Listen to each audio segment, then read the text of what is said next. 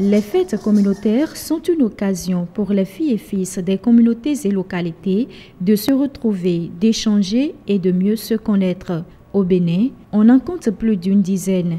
La plus ancienne date de 1921. Il s'agit du Novicha.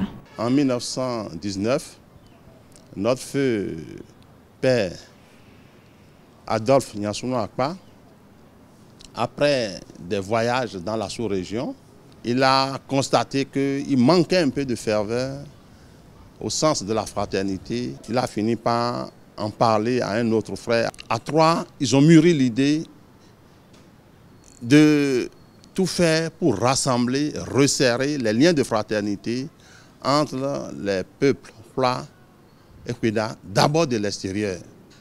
Et ensuite, ils ont dit, mais pourquoi ne pas l'étendre à toutes les communautés, quel que soit leur lieu de résidence. Mais au-delà des simples retrouvailles, ces réjouissances se muent désormais en un véritable coup de fouet pour le développement. En témoignent les nombreuses réalisations dans les communautés où elles sont célébrées. Nous avons réalisé beaucoup d'œuvres. Depuis que nous avons commencé, on construit chaque année des écoles, des modules de classe, des salles de laboratoire.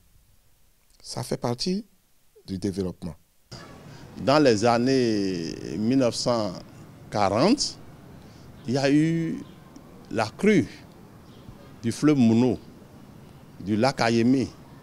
Il y a eu en même temps, et dans la même période, une érosion côtière très prononcée qui a abouti même au déplacement de 3 villages.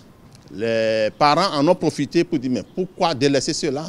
Ils ont pris l'initiative de construire un marché ici, qu'on appelle aujourd'hui le marché Maga. Ça a été l'une des premières réalisations de l'association Novicha. Qui parle du Dahomey, c'est l'histoire de plus de 12 monarchies royales.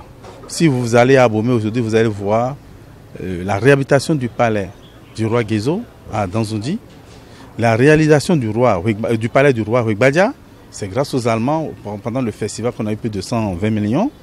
La réhabilitation du palais du roi Akaba, d'accord. Une partie du palais du roi Glélé.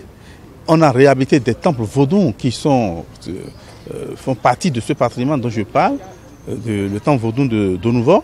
Ça a été réhabilité. Nous avions fait ressortir des rites et danses qui étaient oubliés, qui n'existaient pas. Le Kotoja, par exemple, c'est ressuscité et c'est extraordinaire, c'est magnifique. Ces promoteurs expliquent que les fonds investis dans ces réalisations proviennent de 2 sources, la vente des tissus imprimés et les quêtes des Béninois de la diaspora qui ne désirent qu'apporter un plus au développement de leur communauté. Mais ils sont clairs, pas question de mêler la politique à cette belle initiative. Ces réalisations sont financées par nous-mêmes. Les preuves sont là, vous pouvez aller contrôler le compte de Wemenwe.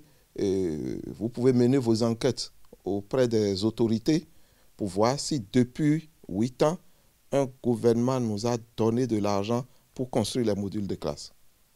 Non. C'est nos cotisations. C'est ce que nous réalisons sur les ventes de tissus.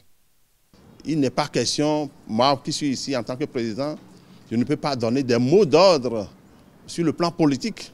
Les fêtes communautaires s'enracinent de plus en plus. Leur implication dans la culture est la preuve que le développement n'est pas que l'affaire de l'État.